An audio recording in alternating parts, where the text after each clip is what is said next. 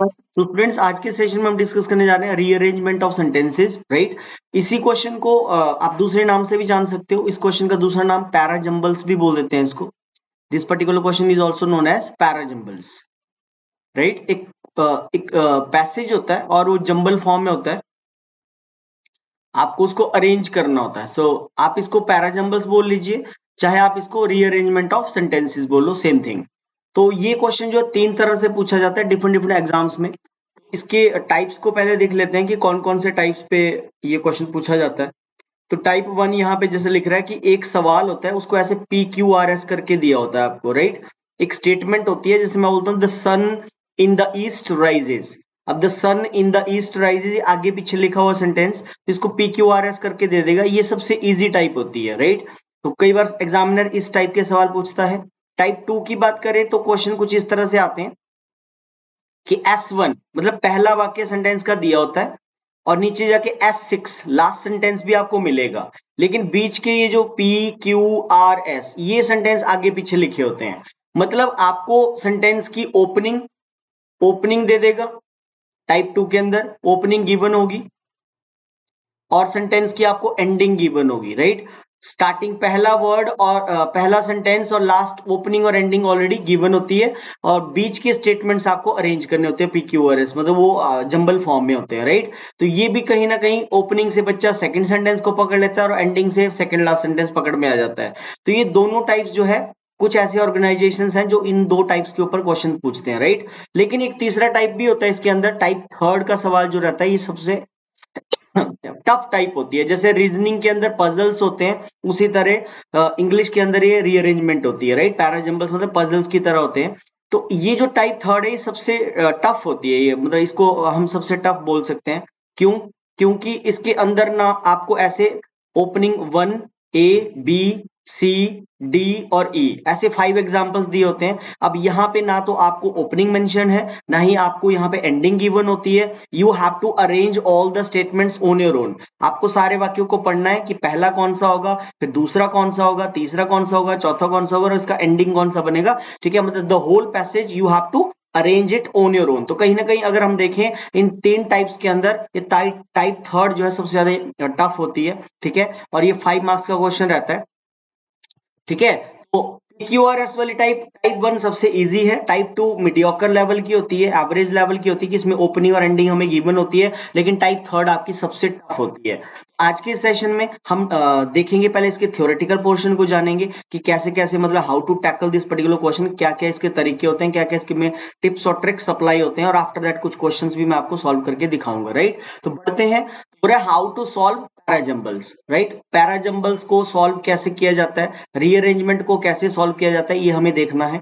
तो देखते हैं, बढ़ते हैं स्टेप्स की तरफ, स्टेप्स टू सॉल्व पैराजम्बल्स। तो पहला स्टेप तो यही बता रहा है स्टूडेंट्स कि आपको सबसे पहले सारे वाक्यों को पढ़ना होता है। Look at the options for 5 seconds, मतलब सबसे पहले आपको ऑप्शंस देखनी है कि कौन कौन सी ऑप्शंस गिवन है, राइट। आफ्टर दैट आपको क्या करना है, सेकेंड पॉइंट बोल रहा है यहाँ पे choose the introductory part of the sentence, right. तो सबसे पहले मान लो आप 5 स्टेटमेंट्स वाला पैसेज सॉल्व कर रहे हो, तो आपको इंट्रोडक्टरी पार्ट को ढूंढना होता है। इंट्रोडक्टरी पार्ट मेन होता है जिसको बोलते हैं, ठीक है। जैसे मान लो एक सेंटेंस हम स्टार्ट करते हैं, ठीक है, तो उसकी इंट्रोडक्शन किससे स्टार्ट होती है, सब्जेक्ट से।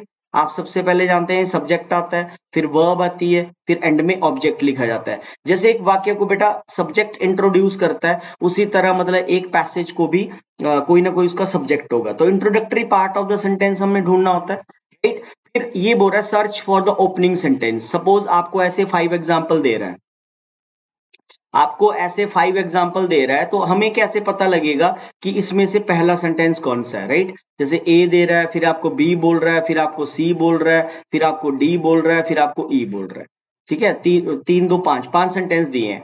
तो बोल रहा है ओपनिंग सेंटेंस को ढूंढने के कौन कौन से मेथड होते हैं, तो वो आप देख सकते हो, ठीक है। सबसे पहले कि देखो क्या लिख रहा है यहाँ पे, सबसे पहले क्या लिख रहा है बेटा, सब्जेक्ट दिया हुआ हमें यहाँ पे, सब्जेक्ट दे रहा है, फिर उसके बाद वर्ब आती है। जैसे एक सेंटेंस को सब्जेक्ट इंट्रोड्यूस करता है, सिमिलरली एक पैसेज को भी तो कोई ना कोई उसका सब्जेक्ट होगा, मतलब किसी ना किसी मुद्दे को लेके तो पैसेज आपको देगा पेपर में। हो सकता है कि आपका पैराग्राफ टेररिज्म के ऊपर है, हो सकता है कि वो कोई करंट पैसेज हो, पेंडेमिक के ऊपर आ जाए या प्राइस राइज के ऊपर आ जाए। ठीक है, तो आपको सबसे पहले सब्जेक्ट ढूंढना होता है बेसिकली। ठीक है, कि सब्जेक्ट क्या है, सब्जेक्ट से भी आप जो है मतलब ओपनिंग को पकड़ सकते हो। जो आपका सब्जेक्ट होगा वही मतलब वो आपका ओपनिंग सेंटेंस हो सकता है। फिर और कौन से मेथड लगते हैं इसको ओपनिंग को ढूंढने के लिए? ठीक है, देखो ये बोल रहा है यहाँ पे कि सब्जेक्ट हमारा कुछ भी हो सकता है। सब्जेक्ट कैन बी एनीथिंग, कुछ भी हो सकता है सब्जेक्ट। आपका सब्जेक्ट कोई नाम हो सकता है, सब्जेक्ट कोई प्लेस हो सकता है, सब्जेक्ट कोई आइडिया हो सकता है, सब्जेक्ट कोई ऑब्जेक्ट हो सकता है, सब्जेक्ट कोई कॉन्सेप्ट हो सकता है। आपका पैसेज किसी फेमस पर्सनैलिटी के नाम के ऊपर आ सकता है, महात्मा गांधी के ऊपर पैसेज हो सकता है। अच्छा, किसी फेमस प्लेस को लेके पैसेज आपको दे सकता है, किसी आइडिया के ऊपर पैराग्राफ हो सकता है, किसी ऑब्जेक्ट के ऊपर हो सकता है, या किसी कॉन्सेप्ट के ऊपर हो सकता है। तो सब्जेक्ट कुछ भी हो सकता है। राम मेरे घर आ रहा है तो Ram is coming to my house, तो राम सब्जेक्ट है, right. Ram along with his wife is coming to my house, Ram अपनी वाइफ के साथ मेरे घर आ रहा है, तो राम फिर से सब्जेक्ट है। इंडिया इज माई कंट्री, तो इंडिया यहां पे हमारा सब्जेक्ट है, राइट। पीपल आर शाउटिंग, लोग चिल्ला रहे हैं, पीपल आर शाउटिंग स्लोगन्स, लोग नारे लगा रहे हैं, तो पीपल यहाँ पे सब्जेक्ट हो गया। तो सब्जेक्ट कुछ भी हो सकता है, he she it I we you they, ये भी सब्जेक्ट हो सकते हैं। लेकिन कोई नाम है तो ये प्लूरल हो गया, इंडिया सिंगुलर हो गया, राम सिंगुलर हो गया, राइट। तो अकॉर्डिंगली हमें वर्ब को लगाना होता है। तो ओपनिंग सेंटेंस जो है आप सब्जेक्ट के माध्यम से भी निकाल सकते हो। ठीक है, आगे आते हैं। देखो इंग्लिश के अंदर क्या होता है कि दो तरह के वाक्य होते हैं बेटा, टाइप्स ऑफ सेंटेंसेस की बात कर रहा है कि वाक्य के प्रकार कितने होते हैं। एक पहला टाइप बोल रहा है डिपेंडेंट सेंटेंस होता है, और एक इंग्लिश के अंदर इंडिपेंडेंट सेंटेंस होता है। तो अगर मैं आपसे पूछूं कि इन दोनों में से कौन सा वाक्य फर्स्ट हो सकता है, सो डिपेंडेंट का मतलब क्या होता है? डिपेंडेंट का मतलब होता है हिंदी में अगर हम इसकी बात करें निर्भर, किसी चीज पे निर्भर होना, है ना, यही डिपेंडेंट होता है। और अगर हम इंडिपेंडेंट की बात करें तो इंडिपेंडेंट क्या होता है? इंडिपेंडेंट होता है जो अपने मीनिंग में क्या होता है, स्वतंत्र होता है, जो फ्री होता है, स्वतंत्र वाक्य जो होता है वो इंडिपेंडेंट कहलाएगा, राइट। तो अगर मैं आपसे पूछूं कि dependent can be the opening sentence या independent can be the opening sentence, तो आप बोलोगे sir independent sentence can be the opening sentence, ये पहला हो सकता है। ठीक है, तो वाक्य के जो प्रकार है, इंडिपेंडेंट सेंटेंस आपका पहला हो सकता है, क्योंकि an independent statement is that statement which doesn't need to depend upon the other sentence, जो अपने मीनिंग में पूरा होता है, जो अपने मीनिंग में कंप्लीट होता है। ठीक है, वही आपका इंडिपेंडेंट होता है। और हमेशा रीअरेंजमेंट के अंदर इंडिपेंडेंट सेंटेंस को आप जो है इंट्रोडक्टरी सेंटेंस भी बोल सकते हो। ठीक है, जैसे कि पहले एक पॉइंट मैंने आपको बताया कि try to find out the introductory sentence, right. तो इंट्रोडक्टरी सेंटेंस आपका कौन होगा? इंडिपेंडेंट होगा। ठीक है, डिपेंडेंट सेंटेंस की बात करें तो dependent statement is that statement which has to depend upon the other sentence, जिस वाक्य को दूसरे के ऊपर निर्भर होना पड़ेगा अपने पूरे कंप्लीट मीनिंग को देने के लिए, अपने पूरे अर्थ को देने के लिए, जिस वाक्य को अपने अर्थ को पूरा करने के लिए दूसरे वाक्य के ऊपर निर्भर रहना पड़ता है, वो कभी भी पहला नहीं हो सकता। So subject can be the, subject के थ्रू आप पहले वाक्य को ढूंढ सकते हो। इंडिपेंडेंट सेंटेंस वाला मेथड सबसे बेस्ट है। जब भी मैं खुद भी जब मैं पैराजंबल्स को हिट करता हूं, सॉल्व करने की कोशिश करता हूं, तो मैं इंडिपेंडेंट वाला मेथड लगाता हूं, राइट। या इंट्रोडक्टरी सेंटेंस को मैं फाइंड आउट करने की कोशिश करता हूं। 30 से 40 सेकंड लगते हैं स्टूडेंट्स आपके पहले वाक्य को ढूंढने के लिए। 30 टू 40 सेकंड्स के अंदर ओपनिंग सेंटेंस को आप पकड़ लेते हैं बच्चे, राइट। तो इंडिपेंडेंट सेंटेंस के थ्रू सबसे बेस्ट मेथड है, आप ढूंढो, आप 5 स्टेटमेंट्स को रीड करो और देखो कि कोई एक ऐसा वाक्य है जो अपने मीनिंग में पूरा है।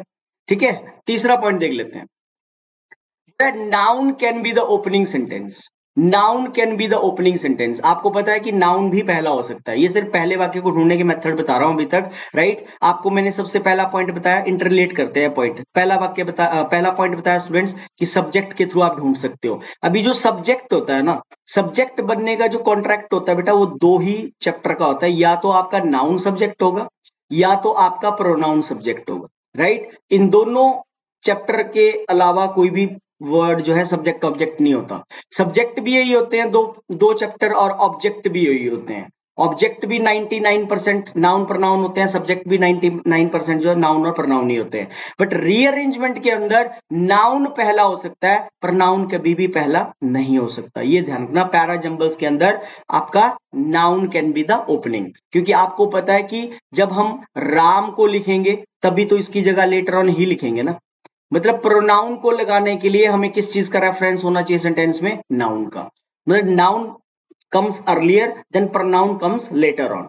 तो मतलब नाउन, जो मैंने आपको पहला मेथड बताया कि सब्जेक्ट को ढूंढो, और सब्जेक्ट कौन सा वर्ड होता है स्टूडेंट्स? नाउन। तो मतलब नाउन वाली स्टेटमेंट भी पहली हो सकती है, सब्जेक्ट के थ्रू भी आप ओपनिंग सेंटेंस को ढूंढ सकते हो। एक मेथड मैंने आपको बता दिया, डिपेंडेंट और इंडिपेंडेंट मेथड के थ्रू भी आप ओपनिंग सेंटेंस को हिट कर सकते हो। ये बेस्ट मेथड है इंडिपेंडेंट सेंटेंस के थ्रू पहले वाक्य को पकड़ना, राइट। तो ये तो रहे हमारे फर्स्ट सेंटेंस को ढूंढने के मेथड्स। अब आगे देख लेते हैं कौन से डूज हैं, कौन से डोंट्स हैं जो आपको करने हैं। देखो लिख रहा है पहला पॉइंट बोल रहा है, फर्स्ट पॉइंट बोल रहा है पॉइंट नंबर वन है आपके सामने, pronoun can never be the opening. सबसे पहली बात, प्रोनाउन कभी पहला नहीं होता, ठीक है। Pronoun can never be the opening, कभी भी आपका जो है प्रोनाउन फर्स्ट नहीं हो सकता, ठीक है। Dependent sentence can't be the opening sentence, dependent sentence पहला नहीं हो सकता, इंडिपेंडेंट हमेशा पहला होता है, ठीक है। कंजंक्शंस प्रेपोजिशंस कभी भी पहला सेंटेंस नहीं हो सकते। तो ये हमें मतलब यहाँ पे कुछ पॉइंट मिल गए कि ओपनिंग सेंटेंस कौन कौन से नहीं हो सकते हैं।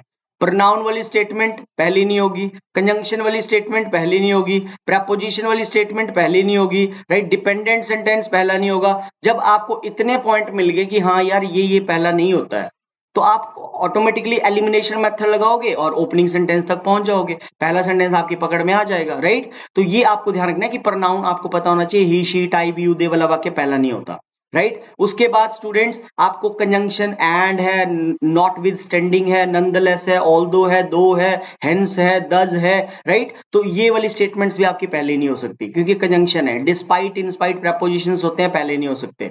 तो ये कुछ पॉइंट्स आपको बता दिए कि कौन कौन सी स्टेटमेंट्स आपकी पहली नहीं हो सकती। अगले पॉइंट की तरफ मूव करते हैं, राइट। ये भी एक कॉन्सेप्ट चलता है रीअरेंजमेंट के अंदर। अगर आप देखोगे कभी पैरा जंबल सॉल्व करोगे तो ऐसे जंबल भी आपको मिलेंगे जिसके अंदर आपको क्या full name half name concept होता है, ठीक है जी।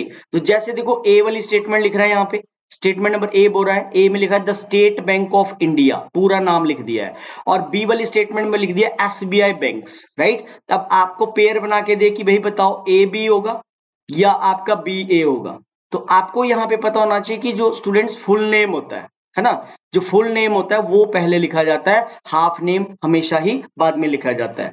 ये किसी बैंक का नाम होगा तो तब भी यही रूल चलेगा। किसी पर्सन का नाम होगा, मान लो कहीं पे लिखा हुआ किसी पर्सन का पूरा नाम है ना, राजेश, एक स्टेटमेंट में किसी बंदे का नाम लिखा हुआ राजेश और किसी दूसरी स्टेटमेंट में उसी के लिए उसका निक नेम लगा दिया राजू, तो आपको पता है फुल नेम राजेश वाली स्टेटमेंट पहले लिखी जाएगी और उसके निक नेम वाली स्टेटमेंट हमेशा ही बाद में लिखी जाएगी। So this is called full name half name concept in jumbling. Para jumbles के अंदर इसको full name half name concept बोलते हैं, इंपॉर्टेंट है, इसके ऊपर भी सवाल बनते हैं। अगले पॉइंट की तरफ मूव करते हैं, ठीक है। अब रीअरेंजमेंट के अंदर सबसे महत्वपूर्ण जो बात है वो ये चलती है, जैसे कि आपके सामने यहाँ पे लिख रहा है ट्राई टू मेक पेयर्स। आपको पैरा जंबल्स के अंदर स्टूडेंट्स पेयर बनाने आने चाहिए। जैसे ये सेंटेंस आपके सामने लिखा है, the government has also provided food grains to the farmers. अब मैं आपसे पूछूं कि मुझे बताओ ये वाक्य डिपेंडेंट है, this particular sentence is dependent, या फिर ये वाक्य आपका इंडिपेंडेंट है। आपको इसका आंसर देना है कि क्या ये वाक्य डिपेंडेंट है या ये वाक्य आपका इंडिपेंडेंट है। तो आप बोलोगे सर कि ये वाक्य जो है डिपेंडेंट है, इंडिपेंडेंट नहीं है, डिपेंडेंट है ये। अब मैं आपसे पूछूं कि आपको ये कहां से हिंट मिला कि डिपेंडेंट है, तो आप बोलोगे सर ऑल्सो जो लग रहा है, राइट। अब देखो इसका मीनिंग क्या बन रहा है कि गवर्नमेंट को, सरकार को, किसानों को,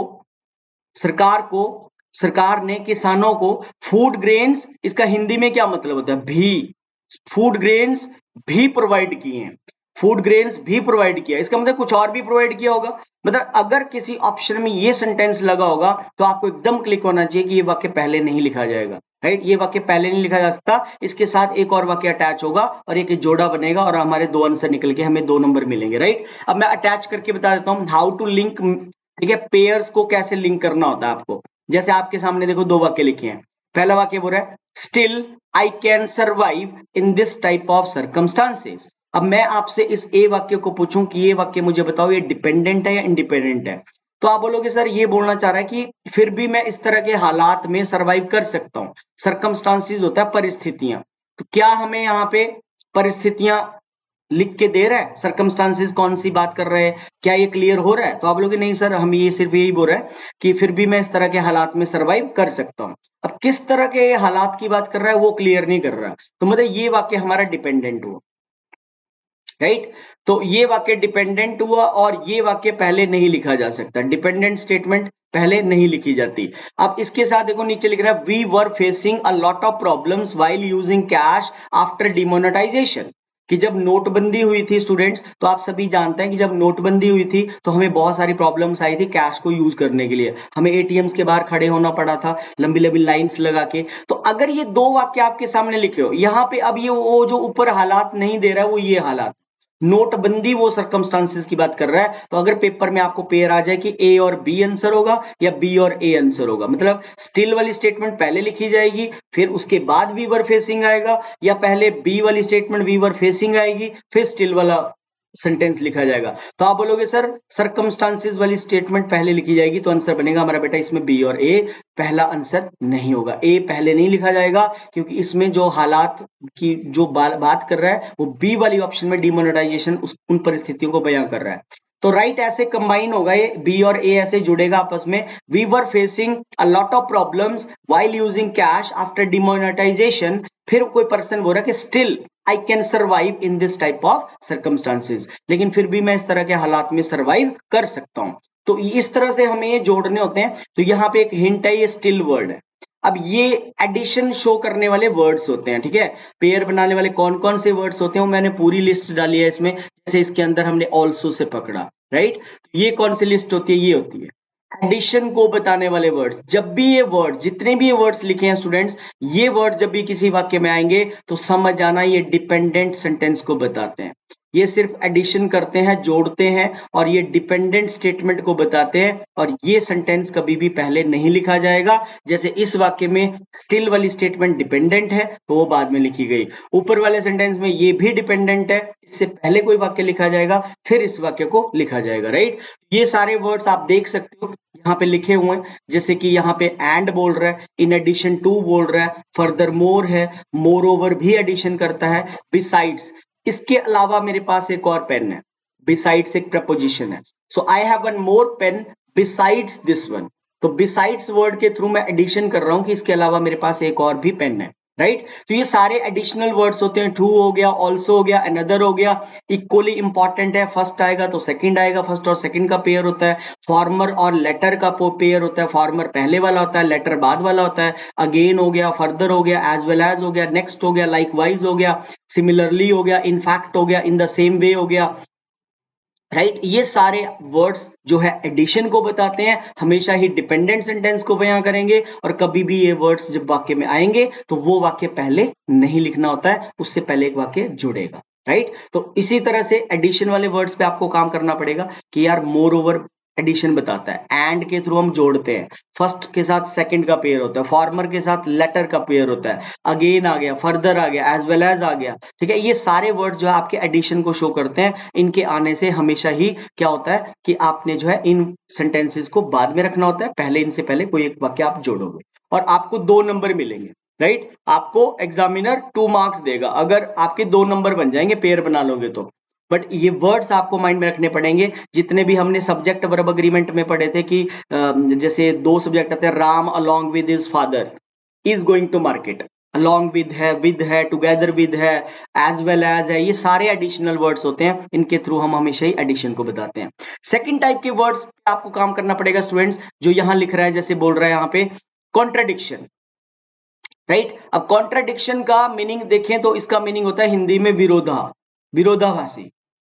ये होता है विरोधाभासी कनेक्टर बोलते हैं इनको, ठीक है। विरोधाभासी कनेक्टर का मतलब होता है ये अपोज करते हैं, स्टेटमेंट को अपोज करेंगे। जैसे ऑन द कॉन्ट्रेरी है, कॉन्ट्रेरली है, नॉट विद स्टैंडिंग है, बट है, हाउएवर है, नेवरदलेस है, इन स्पाइट ऑफ है, इन कॉन्ट्रास्ट है, येट है, on one hand, on the other hand, rather, और, nor, conversely, at the same time, while this may be true. आप इसके अंदर ऑल दो और दो भी लिख सकते हो। ऑल दो भी कॉन्ट्रडिक्शन करता है, आपका दो भी कॉन्ट्रडिक्शन करता है।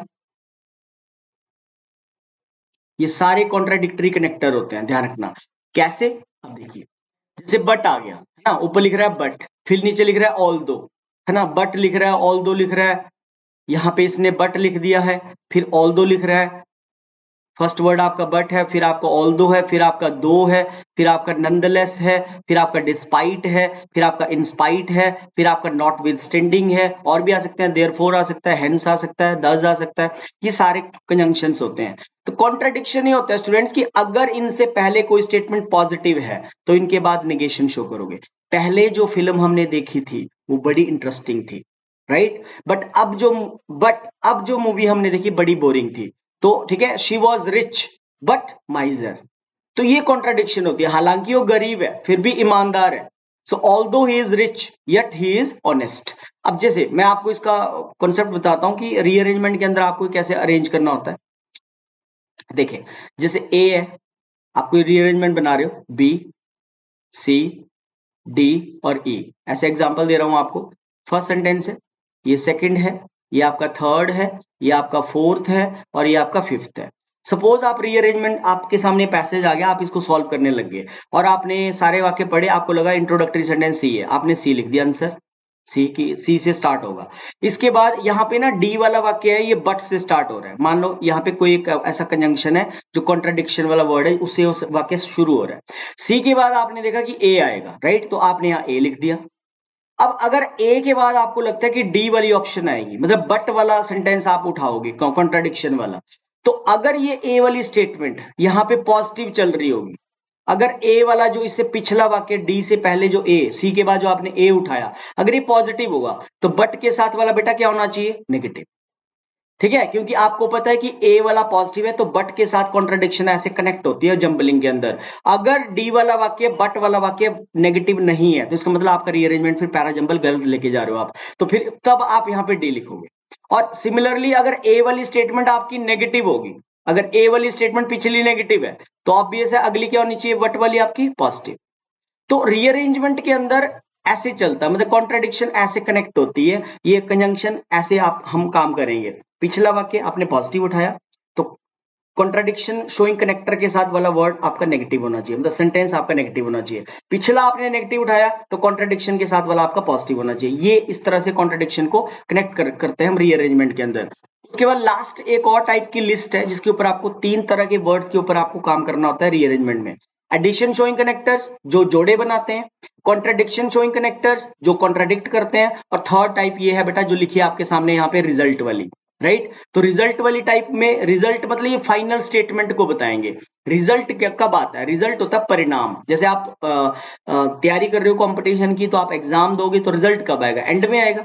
तो मतलब एंडिंग स्टेटमेंट को बताने वाले वर्ड्स कौन से होते हैं? सबसे फाइनल वाली स्टेटमेंट को रेफर करने वाले वर्ड्स कौन से होते हैं बेटा? तो ये लिख सकते हो आप सो दैट के थ्रू। सो दैट आ गया, समझ आओ एंड वाला है। with the result that, thus, consequently, hence, accordingly, for this reason, therefore, in short, in conclusion, so, because, since, due to, as a result, in other words, then, finally, in brief, accordingly, in a nutshell भी लिख देता हूं यहाँ पे। इन a nutshell भी briefly होता है।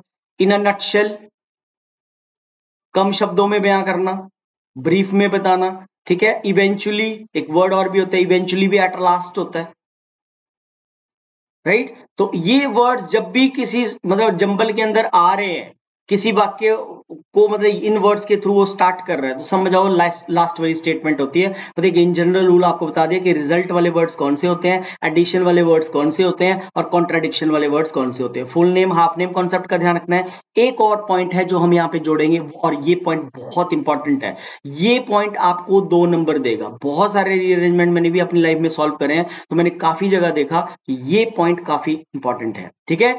Definite और इंडेफिनेट आर्टिकल आप जानते हैं स्टूडेंट्स, मैंने आर्टिकल चैप्टर भी भी पढ़ाया आपको, ठीक है। ए एंड द 3 आर्टिकल होते हैं, इंग्लिश में 3 आर्टिकल होते हैं बेटा, ए, एन और द, राइट। अब मान लो ये A B C D 4 sentence का एक पैसेज आपके सामने है, जिसमें बी वाली स्टेटमेंट ऐसी है जो आर्टिकल ए और एन से स्टार्ट हो रहा है सेंटेंस। मान लो वाक्य ए और एन से स्टार्ट हो रहा है और आर्टिकल के बाद आपको पता है नाउन आता है, क्योंकि articles nothing, article is nothing, article भी डिटर्मिनर्स होते हैं जो नाउन को डिटरमाइन करता है। और डी वाली स्टेटमेंट में द आर्टिकल आ रहा है डेफिनेट और उसके बाद आपका नाउन आ रहा है, यहाँ पे नाउन आ रहा है। तो आपको ऑप्शन दे रहा है कि मैं ए नहीं होगा, यहाँ बी होगा, है ना। ए तो है ही नहीं, बी में लिखा हुआ है, तो ये गलत बनी है ऑप्शन। यहां पे लिख देता हूं मैं बी और डी आंसर होगा, या फिर हमारा डी और बी आंसर होगा। मतलब ए एन वाली स्टेटमेंट पहले आएगी, फिर द वाली आएगी, या द वाली पहले आएगी फिर ए एन वाली आएगी, इसी के ऊपर एक सवाल है। तो ये मैंने आपको आर्टिकल चैप्टर जब पढ़ाया था तब भी बताया था कि जब कभी भी हमें फर्स्ट टाइम आर्टिकल को इंट्रोड्यूस करना हो तो हमेशा ही इंडेफिनेट इंफॉर्मेशन पहले लिखी जाती है बेटा। तो ये वाला सही होगा और ये वाला आपका गलत हो जाएगा, राइट। आप बोलते हो मैं एक लड़के से मिला, हमेशा ही इंडेफिनेट इंफॉर्मेशन पहले लिखी जाती है। आप बोलोगे I met a boy, boy कौन सा नाउन है बेटा, कॉमन नाउन है, कि मैं एक लड़के से मिला and the boy was a doctor. I met a boy, comma, the boy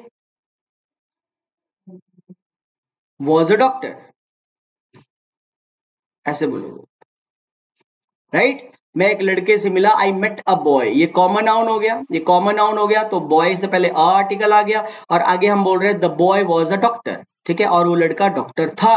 तो यही रूल याद रखना, हमेशा ए एन वाली इंफॉर्मेशन पहले लिखी जाती है और आर्टिकल द वाली इंफॉर्मेशन जो होती है, जो द आर्टिकल होता है उसके लिए पहले हमें आर्टिकल ए और एन को इंट्रोड्यूस करना पड़ता है, तभी द आता है। जैसे नाउन को पहले इंट्रोड्यूस करना पड़ता है तभी प्रोनाउन लिखा जाता है, कभी भी हम ही को पहले लिखेंगे, राम को बाद में नहीं लिखेंगे, राइट। ये सभी जानते हैं कि राहुल पहले लिखा जाएगा, नाउन पहले आएगा, तभी उसको रिप्लेस करेगा। राहुल बाजार गया और उसने किताब खरीदी, Rahul went to market and he bought a book there. So noun पहले जैसे आता है फिर आपका प्रोनाउन आता है, उसी तरह इंडेफिनेट आर्टिकल ए एन पहले आता है और डेफिनेट इंफॉर्मेशन हमेशा ही बाद में लिखी जाती है। तो ये तो रहा इसका थ्योरेटिकल पोर्शन। अब आ जाते हैं हम क्वेश्चंस के ऊपर, राइट। थ्योरी जितने भी ये इतने पॉइंट्स पे भी, ये 3 तरह के वर्ड्स के ऊपर भी अगर आप काम कर लोगे तो आपको रीअरेंजमेंट के ऊपर आपका ग्रिप बनने लग जाएगा स्टूडेंट्स, ठीक है। धीरे धीरे थ्योरी अप्लाई होती है क्वेश्चंस के ऊपर जब आप प्रैक्टिस करते चलोगे सवालों को, ठीक है। अब देखो क्वेश्चन नंबर 1 क्या बोल रहा है। सवाल नंबर 1 है आपके सामने, बोल रहा है कैन एनीवन, फिर PQRS, फिर 6 पॉइंट पे दे रहा है परमानेंटली। अब कैन एनीवन वाली जो स्टेटमेंट है जो कैन एनीवन वाली स्टेटमेंट है, ये है हमारी ओपनिंग, मतलब स्टार्टिंग यहाँ ऑलरेडी दे रहा है ना, स्टार्टिंग ऑलरेडी दे रहा है आपको, और इसकी एंडिंग परमानेंटली भी एंड में दे रहा है। अब कैन क्या है, कैन एक मॉडल है ना। कैन की अगर हम बात करें तो कैन एक मॉडल है, जैसे आप बोलते हो can I go there, can I go there. तो कैन अगर मॉडल है, इसके बाद ये सब्जेक्ट है, तो इसके बाद देखो क्या लगी, मेन वर्ब, है ना। मतलब जैसे हम बोलते हैं मे आई कम इन सर, तो मे के साथ कम भी लगाते हैं ना कि मे आई कम, तो मेन वर्ब लगेगी। मतलब कैन अगर यहाँ पे लग रहा है बेटा, अगर यहाँ पे हम कैन लगा रहे हैं स्टार्टिंग में, ठीक है, तो इसके साथ अब आपको 4 ऑप्शंस में क्या ढूंढना पड़ेगा, है ना। 4 ऑप्शन को में से आपको क्या ढूंढना पड़ेगा, यहाँ पे वर्ब ढूंढनी पड़ेगी। तो क्या फॉल्सहुड एक वर्ब है, तो आप बोलोगे नहीं सर फॉल्सहुड कोई वर्ब नहीं है, falsehood is not an verb, right, is not a verb. And एक वर्ब है, एंड तो आपको पता है कंजंक्शन है। फॉर एक वर्ब है, फॉर एक प्रेपोजिशन है, तो बेटा इसका राइट आंसर क्या बन जाएगा, पहले का जो राइट आंसर बनेगा किससे स्टार्ट होगा ये जंबल, ये स्टार्ट होगा एस से। और एस वाली ऑप्शन अगर आप देखो, एस वाली ऑप्शन देखो ना तो ए है ना ही एस वाली ऑप्शन बी है, और एस वाली ऑप्शन आपकी सी है। तो इसका मतलब आगे आपको अपने दिमाग से ढूंढना ही नहीं है, क्योंकि आपने ओपनिंग सही से पकड़ ली है ना। क्योंकि एंड कंजंक्शन है, कैन के बाद कैन एनीवन एंड नहीं आ सकता, कैन एनीवन फॉल्सहुड नहीं आ सकता, ये प्रेपोजिशन है, ये एक आपका नाउन है, राइट। यहाँ पे सप्रेस एक मेन वर्ब है, तो मतलब एस इसके साथ कनेक्ट होगा, तो आंसर बनेगा हमारा सी। फिर भी आपको डाउट है तो आप इसके साथ आर को पढ़ लो, क्यू को पढ़ लो, पी को पढ़ लो, अपने माइंड से नहीं पढ़ना है, वो ऑलरेडी ऑप्शन में दिया हुआ है। तो can anyone suppress truth R for a long time Q, and let फिर पी फॉल्सहुड ट्रम्प परमानेंटली, इस तरह से बन जाएगा, तो आंसर हमारा सी बन जाएगा। चलिए सेकंड पे आते हैं। सेकंड क्वेश्चन बोल रहा है, सेकंड सवाल आपके सामने लिखा हुआ, बोल रहा है the works of William Shakespeare, right. तो ये पूरा ही आपका सब्जेक्ट है, ये पूरा ही आपका सब्जेक्ट बन जाएगा, the works of William Shakespeare, right. अब सब्जेक्ट के बाद क्या लिखी जाती है, सब्जेक्ट के बाद क्या रूल चलता है, सब्जेक्ट के बाद बेटा क्या लिखना होता है, वर्ब लिखनी होती है, राइट। वर्ब आती है, फिर उसके बाद ऑब्जेक्ट आता है, सब्जेक्ट के बाद वर्ब ढूंढो कहां पे, हैव प्रोवाइडेड अस, ऑब्वियस है ये एक वर्ब हेल्पिंग है, ये हमारी मेन है, दैट हैव बिकम नहीं, ठीक है, सच कंजंक्शन है, विद प्रपोजिशन है, तो सब्जेक्ट अगर the works of William Shakespeare है तो उसके साथ वर्ब मतलब वर्ब जुड़ेगी, वर्ब वाला ऑप्शन हमारा पी है, पी वाली ऑप्शन ए नहीं है, कटा, पी वाली ऑप्शन हमारी बी भी नहीं है, ठीक है, पी वाली ऑप्शन हमारी दो स्टार्ट हो रही है, एक पी सी वाला भी हो सकता है, डी भी हो सकता है। अब आपको देखना है क्या पी के बाद एस आएगा या पी के बाद फिर आपका क्यू आएगा, राइट, यहीं से हमारा आंसर बन जाएगा। तो the works of William Shakespeare have provided us, फिर एस देखो क्या है, with the number of phrase, फिर क्यू देख लो, दैट हैव बिकम, आर देख लो, such common expressions that few realize their source, और पी के बाद अगर क्यू देखेंगे, so the works of William Shakespeare have provided us that have become, नहीं क्यू नहीं आएगा, पी के बाद क्यू नहीं आएगा बेटा, इसका राइट आंसर बनेगा हमारा सी, इसका राइट आंसर सी बन जाएगा, क्योंकि पी के बाद क्यू नहीं बनता है, the works of William Shakespeare have provided us that have become, ठीक है। अगर हम बोलते हैं फिर such common expression with the number of phrase that few realize their source, ये गलत बन रहा है, इसकी स्ट्रक्चर गलत बन रही है सेंटेंस की, इसका बनेगा C answer, the works of William Shakespeare have provided us, P, फिर S with the number of phrase, फिर Q that have become, R such common expressions that few realize their source. So C could be the right answer over here. Question number 3 की तरफ move करते हैं, third सवाल देख लीजिए, question number 3 क्या बोल रहा है बेटा, थर्ड सवाल है आपके सामने, थर्ड सवाल बोल रहा है the decade of the 70s, फिर से वही बात आ गई, the decade of the 70s, अगर ये हमारा सब्जेक्ट है तो इसके बाद वर्ब ढूंढो कहां पे है, क्या ए ऑप्शन में वर्ब आ रही है, तो आप बोलोगे नहीं सर एंड आ रहा है, कंजंक्शन है, बी में वर्ब आ रही है, आप बोलोगे नहीं सर प्रपोजिशन आ रही है, सी वाली वर्ब आ रही है वुमेन्स, ये नाउन है, ये भी नहीं है, डी वाला आंसर आ रहा है, मतलब सॉ एक वर्ब है, सी सॉ सीन, क्योंकि सब्जेक्ट के बाद वर्ब वाला रूल, ये वर्ब, ये स्ट्रक्चर आपको हमेशा माइंड में रखना स्टूडेंट्स, एस वी ओ वाला स्ट्रक्चर, अगर ये आपके माइंड में है तो आप कहीं ना कहीं जंबल को बनाने लग जाओगे, धीरे धीरे आपका आंसर आने लग जाएगा, राइट, इस तरह के क्वेश्चंस में। The decade of the 70s पूरा सब्जेक्ट है, सॉ अ ग्रोइंग एक्सेप्टेंस, मतलब एस से स्टार्ट हो रहा है, अब एस वाली एक ही ऑप्शन है बेटा, डी ऑप्शन है, तो मतलब आंसर हमारा डी होगा, राइट, आगे नहीं, अपने माइंड से नहीं बनाना, आपने आपको ऑलरेडी वहां पे दे रखा है, तो ऑब्जेक्टिवली सोचो और क्यू को अटैच कर लो, the decade of the 70s, S saw growing acceptance Q of the idea that R women's literature exists, P and is proper field of study in most parts of the world, right, तो D इसका right suitable answer बनेगा। come to the question number 4, fourth सवाल पे आ जाते हैं, fourth question क्या बोल रहा है बेटा, फोर्थ सवाल बोल रहा है दैट ही ऑलरेडी हैज, अब इसमें ओपनिंग नहीं दे रहा, ठीक है, अब इस सेंटेंस में कोई भी आपको हिंट नहीं दे रहा ओपनिंग का, opening is not given over here, ठीक है, बोल्ड नहीं कर रहा है, मतलब ओपनिंग नहीं दे रहा है, हमें खुद ही बनाना पड़ेगा पूरा, ठीक है, खुद ही बनाना पड़ेगा, तो खुद बनाने में क्या दिक्कत है, देख लेते हैं, दैट ही ऑलरेडी हैज, क्या ये सब्जेक्ट हो सकता है, बाइंग थिंग्स, क्या ये सब्जेक्ट हो सकता है, तो आप बोलोगे नहीं सर ये सब्जेक्ट नहीं होगा, बाइंग से सेंटेंस स्टार्ट नहीं हो सकता, दैट रिच मैन, अब कई बार क्या करता है, जो नाउन होता है ना उसको आगे ले जाता है, जैसे रिच मैन यहाँ पे एक नाउन है, अगर आप देखोगे ये जो रिच मैन है ये आपका नाउन है, कई बार उस नाउन को आगे लिख के देता है, तो ये एक नाउन है और यहां से ही आपका जंबल स्टार्ट हो, मतलब ये ऑप्शन है आर वाली, और आर वाली हमारे पास दो ऑप्शन है, ए और बी तो दम तोड़गी, ए और बी तो नहीं आएगी, तो मतलब आर के बाद फिर एस आएगा या आर के बाद पी आएगा, ये देखना पड़ेगा, सो दैट रिच मैन